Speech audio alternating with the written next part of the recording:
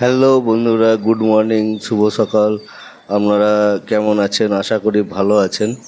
তো আমি সকালে উঠলাম, ওঠার পরে জানলা টালাগুলো খুলে দিলাম।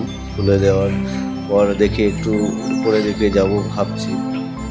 তো গিয়ে ছাদে গিয়ে দেখি কালকে রাতে প্রচণ্ড বৃষ্টি হয়েছে। এত বৃষ্টি হয়েছে আপনাদেরকে বুঝিয়ে উঠতে পারবো না।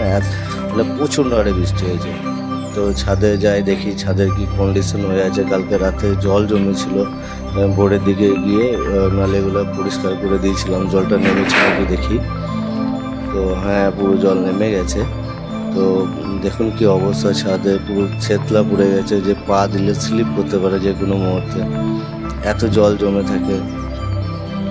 তো আর একটা কথা বন্ধু, দেখুন কত সুন্দর লাগছে ভিউটা। কালকে রাতে জল হয়েছে, আর পুরো রাতই হয়েছে একরকম।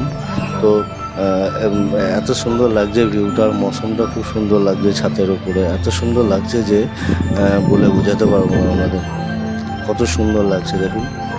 আর এদিকে দেখুন পাহাড়ের দিকটা কত সুন্দর, এই যে পাহাড়ের দিকটা কত সুন্দর লাগছে। তো আমাদের এখানে চারি সাইডেই পাহাড় আছে, মধ্যে আমাদের কলোনিটা।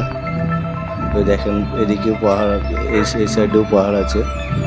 তো দেখি এবার করবো, ইটগুলোকে, ছাদে ইট পড়ে আছে অনেকগুলো, ইটগুলোকে গোছ করে দিই একটু, নাহলে বাচ্চারা ছাদে উঠলে ওদের হাতে পায়ে লাগবে, পুড়ে যেতে পারে।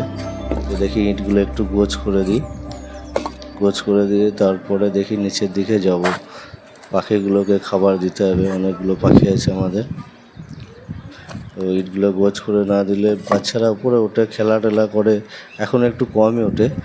তো বৃষ্টি হচ্ছে, বৃষ্টি হওয়ার ফলে একটু কম ওঠে ছাদে, নাহলে ওরা ছাদে খেলা করে, ক্রিকেট খেলে, এমনি আদার্স ছোটাছুটি করে খেলা করে ওরা। তো এইগুলো এক জায়গায় করে দিলাম।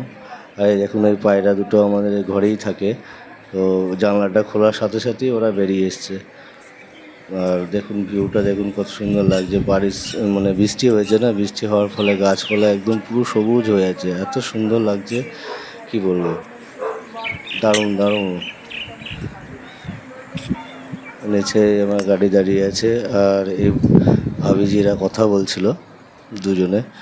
সামনের বাড়িতে একটা সাপ বেরিয়েছিল কালকে রাতে, সেই বিষয়ে কথা বলছিল ওরা।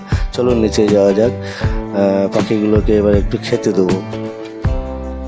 তো পাখিগুলোর খাবার দেওয়ার জন্য এই